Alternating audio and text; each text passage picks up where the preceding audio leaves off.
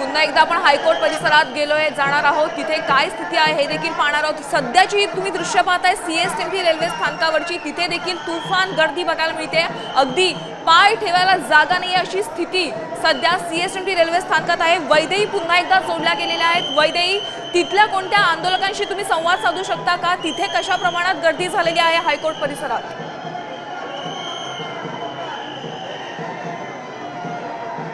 परिसरामध्ये मोठ्या प्रमाणात गर्दी जी आहे ती या आंदोलकांची बघायला मिळत आहे। मात्र जर संवाद साधायला आपण गेलो तर त्या ठिकाणी ते आक्रमक होताना बघायला मिळतात। त्याच्यामुळे पोलिसांनी विनंती केलेली आहे की कुठल्याही आंदोलकांशी तुम्ही या ठिकाणी बोलू नका, कारण त्यांचे जे महत्त्वाचे नेते आहेत ते या प्रसंगावर बोलत आहेत। त्याच्यामुळे आंदोलकांसोबत बोलणं हे कदाचित कायदा सुव्यवस्थेचा प्रश्न उत्पन्न करण्यासारखं होईल।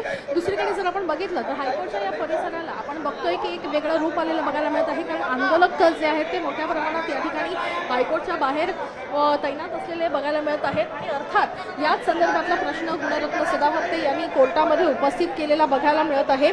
आणि दुसरीकडे जर आपण बघितलं तर आता हायकोर्टाकडून एक चिंता देखील व्यक्त करण्यात आली आहे, कारण मुंबई वेठीस धरू नका अशी चिंता हायकोर्टानं व्यक्त केलेली आहे। जरांगेच्या हाकेवर लाखो लोक मुंबईत घुसली आहेत, आंदोलक हे आयोजकांच्या देखील हाताबाहेर गेलेलं आहे असं मत जे आहे ते कोर्टानं नोंदवलेलं आहे। त्याचप्रमाणे आम्ही फार संयमानं हे प्रकरण हाताळत आहोत। विरोध प्रदर्शनाचा किंवा आंदोलकाचा प्रत्येक अधिकार आहे, मात्र नियमाच्या अधीन राहून हे अधिकार त्यांनी वापरावेत अशा संदर्भातलं खरं तर आवाहन कोर्टाकडून देखील केलेलं त्या ठिकाणी पाहायला मिळत आहे। त्याच्यामुळे एकूण जर बघितलं तर उद्या शाळा, कॉलेजेस, कार्यालय, अत्यावश्यक सेवा जर अशा आंदोलनामुळे जर बंद पडल्या तर पुढे काय करणार असा देखील प्रश्न या निमित्तानं हायकोर्टाने अधोरेखित केलेला बघायला मिळतोय। त्याच्यामुळे एकूण जर बघितलं तर हायकोर्टानं एक महत्त्वाची चिंता या ठिकाणी व्यक्त केलेली आहे।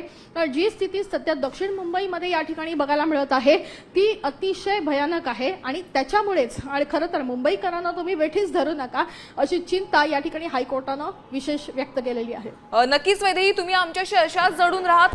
आता isakal.com आहे देशातील नंबर 1 ची मराठी न्यूज वेबसाईट। प्रत्येक अपडेटसाठी isakal.com ला नक्की भेट द्या।